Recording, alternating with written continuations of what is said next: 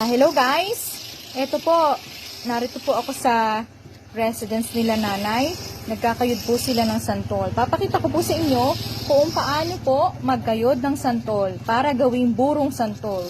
Dito po sa Quezon, uso po ang pagbuburong ng santol. Ito po ay ginagawa namin sinantol. Ang masarap po ito ng sinantol. Ito po ay nilalagyan ng gata, nilalagyan ng lahok. Ang pinakamasarap po na lahok nito ay alimango at hipon. Tapos po, yung sinantol, yung santol, latik-latik po siya ng gata. Ay, kasarap po na yun. Ito po siya. Ito po, yung kung paano po siya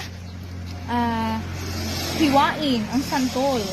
Kung paano po, yan, hinihiwa po ni mother ang santol. So, ayan po, yan, hihiwain po muna ang santol, tapos po, tatanggalin. Tatanggalin po yung mga buto. Yan. Pwede rin pong kainin yung mga buto. Ginagawa din po yan na juice. Ang mga buto. Huwag lang po lulunukin ang buto. Dalawa na pong klase ng pag-aano ng pagkakayod ng santol. Meron pong mano-mano at meron pong manual. So, ayan na po ito. Mano-mano ay iisa nga pala. So, ang mangyayari po niyan, meron na pong mano-mano at di makina, mali pala ako. So, yun. So, ito po yan. Tingnan nyo po, kulay white pa po siya. Pero pag nagtagal na po yan, nagiging ganito na po siya. Yan. Ito po, ay nilalagyan ng asin para po hindi siya umitim. Pero okay lang po yung kahit maitim po siya. So, ayan. Kailangan po yun ng asin. Maraming pong asin. Kailangan maraming asin pagbuburo. Ang gagawin nilang asin, rock salt, hindi rock salt lang, hindi iodine salt. So, ayan.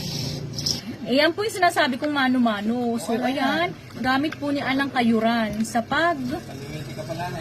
pagkakayod. So, ayan. Nilalagyan po ng tubig. Tapos may asin po yung tubig para po siya ay maputi. Hindi po gaano maitim. So, ayan. Tingnan nyo po, oh. Matatapos po kayo nito. Halimbawa, marami po kayong kakayurin. Ay, ang dami.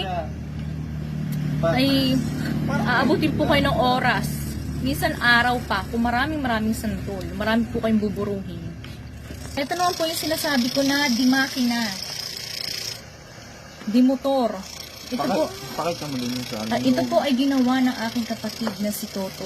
Ayan, tingnan niyo po, oh. At napasimple po ang pagkakayod. Ayan po yung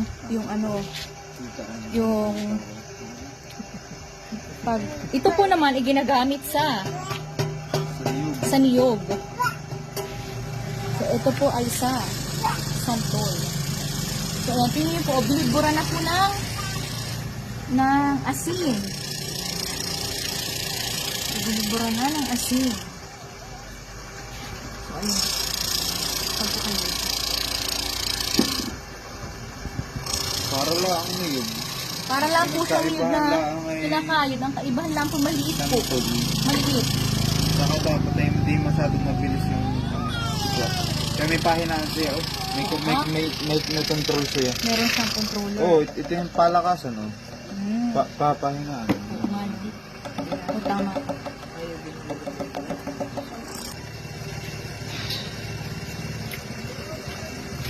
Hello guys! I-share ko lang po yung sinantol ng Infanta Quezon. So, ayan po yung paraan ng pagluluto at saka ingredients. So, ang mga ingredients po ay bawang, luya, tanglad, siling haba, asin, paminta, gata, lahok, hipon, alimango, isda o karne. Pwedeng ilahok, kinayod na santol at pampalasa, bitchin o magic sarap. So, ito naman po yung paraan ng pagluluto.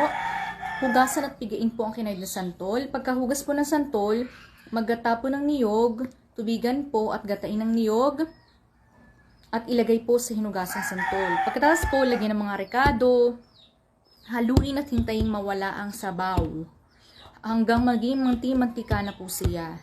After that po, ay pwede na po siya na ihayin. So, napakasimple lang po ang pagluluto ng aming sinantol dito sa Infanta Quezon. So, ayan guys. Thank you for watching. God bless.